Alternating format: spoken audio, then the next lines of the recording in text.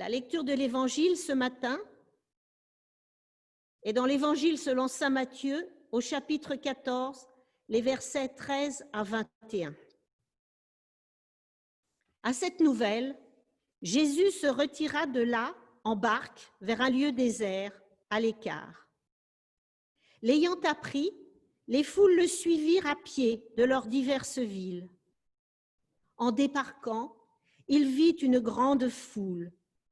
Il fut pris de pitié pour eux et guérit leurs infirmes. Le soir venu, les disciples s'approchèrent de lui et lui dirent : « L'endroit est désert et déjà l'heure est tardive. Renvoie donc les foules, qu'elles aillent dans les villages s'acheter des vivres. » Mais Jésus leur dit : « Elles n'ont pas besoin d'y aller.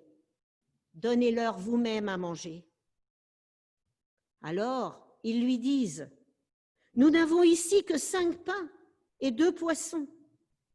Apportez-les-moi ici, dit-il. » Et ayant donné l'ordre aux foules de s'installer sur l'herbe, il prit les 5 pains et les 2 poissons, et levant son regard vers le ciel, il prononça la bénédiction.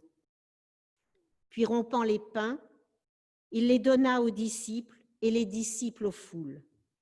Ils mangèrent tous et furent rassasiés. Et l'on emporta ce qui restait des morceaux, 12 paniers pleins. Or, ceux qui avaient mangé étaient environ 5000 hommes, sans compter les femmes et les enfants. Le texte de ce matin, dans l'Évangile de Matthieu, se situe juste après la mort, la décapitation de Jean-Baptiste, le parent, peut-être le cousin de Jésus, puisque Marie, mère de Jésus, et Élisabeth, mère de Jean-Baptiste, sont parentes, nous dit l'Évangile selon saint Luc, peut-être cousines même malgré leur différence d'âge. On vient donc juste d'annoncer cette terrible nouvelle à Jésus. Les disciples de Jean vinrent prendre le cadavre et l'ensevelir, puis ils allèrent informer Jésus. On comprend ainsi le besoin de ce dernier de se retirer à l'écart, d'aller vers un lieu désert pour se recueillir après cette nouvelle, accuser le coup, comme nous-mêmes le ferions. Et pour cela, il prend une barque qui traverse la mer de Galilée, aussi appelée lac de Tibériade. Mais voilà, à peine arrivé à terre, il se rend compte qu'une grande foule a contourné le lac à pied de divers villages pour le suivre et le retrouver. On pourrait imaginer Jésus fatigué spirituellement, affectivement, en plus de la fatigue physique, et qui pourrait donc être agacé de toutes ces personnes qui le suivent. De nos jours, ce pourraient être les paparazzi ou les fans qui suivent des célébrités pour être avec la personne dont ils veulent être proches, connaître tout de leur vie ou obtenir un selfie ou un autographe. Mais l'agacement ou le repli sur lui-même n'est pas la réaction de Jésus. Il ne renvoie pas ces anonymes. Au contraire, le texte nous dit « Jésus fut pris de pitié pour eux et guérit leurs infirmes ».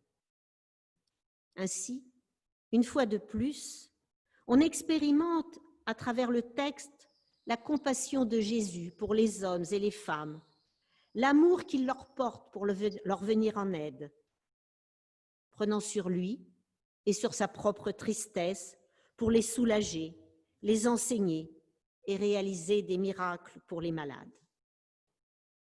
Malgré sa tristesse, son chagrin peut-être, il s'ouvre aux autres, il guérit les personnes malades ou infirmes, il les voit, assoiffés comme les personnes du texte d'Ésaïe. « Ô vous tous qui êtes assoiffés, venez vers les eaux, même celui qui n'a pas d'argent, venez. »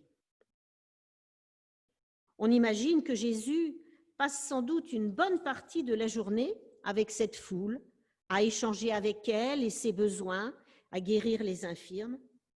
Et et voici que le soir tombe. Les apôtres sont alors très pragmatiques, très pratiques. Eux-mêmes sont sans doute fatigués et ils ont envie de repos. L'endroit est désert et déjà l'heure est tardive. Renvoie donc les foules qu'elles aillent dans les villages s'acheter des vivres, propose-t-il à Jésus. Et je suis tentée d'ajouter, et qu'elles y dorment. D'une certaine manière, ses disciples ne souhaitent pas en faire plus et prendre cette foule en charge. Ils ne s'en sentent d'ailleurs peut-être pas capables. Peut-être se sentent-ils dépassés par cette situation qu'ils n'avaient pas anticipée. Après tout, ces hommes et ces femmes si nombreux sont venus de leur propre chef, c'est donc à eux de se prendre en main pour le dîner après cette longue journée. Réaction bien humaine que nous pouvons avoir aussi. Mais Jésus a la réaction inverse de celle que les disciples attendent de lui, de celle que nous aurions eue sans doute à leur place. Il est là pour leur offrir l'eau de la vie, le pain de vie, en écho au verset d'Ésaïe. À quoi bon dépenser votre argent pour ce qui ne nourrit pas?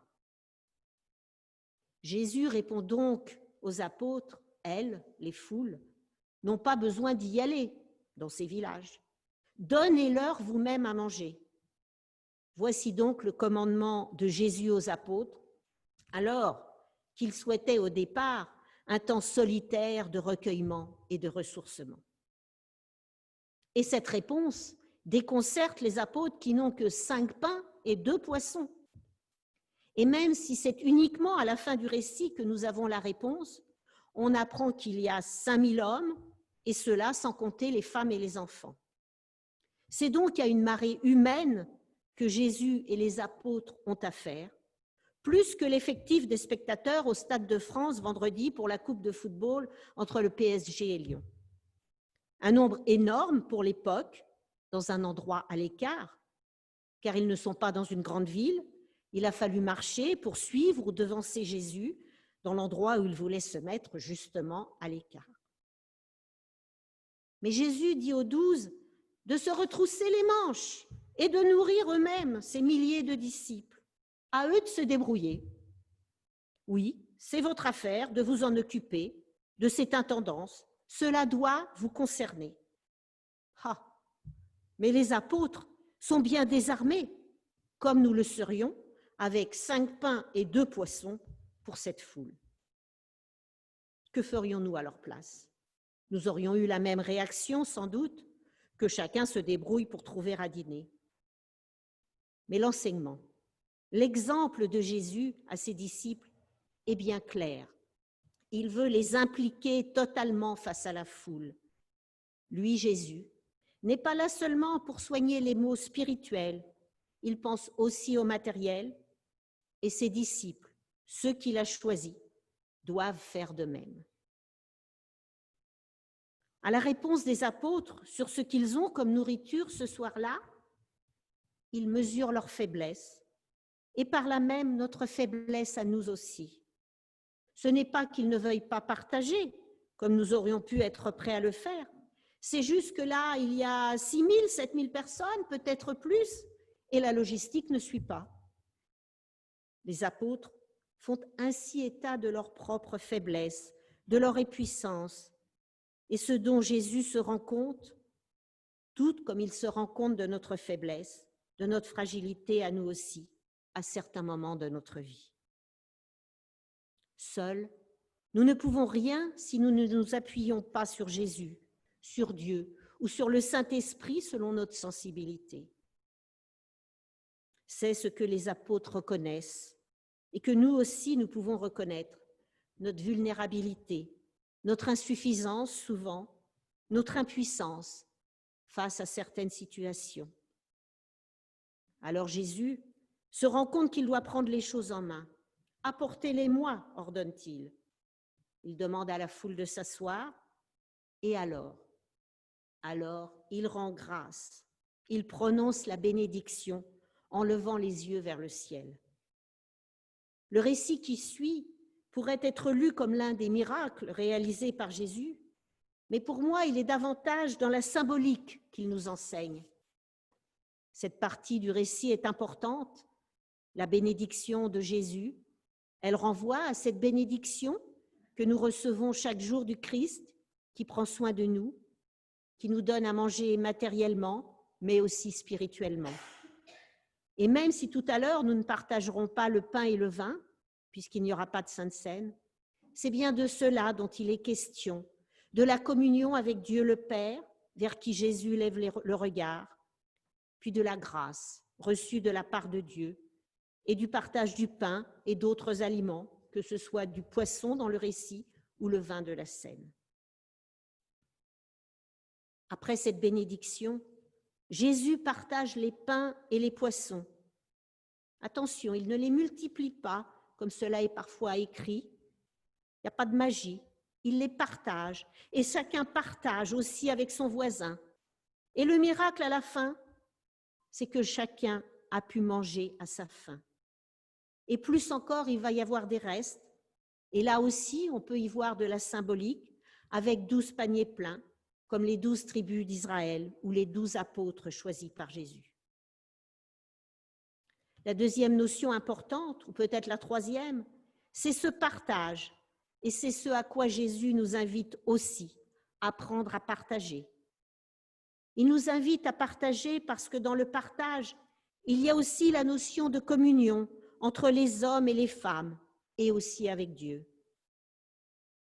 Cette notion de partage, c'est finalement cela, le vrai miracle, celui de la confiance que nous plaçons en Dieu et la confiance qu'avec l'aide de Dieu, nous aussi, à notre niveau, nous pouvons opérer un petit miracle, comme partager avec une personne qui a besoin de pain, une pomme ou une parole ou même un sourire.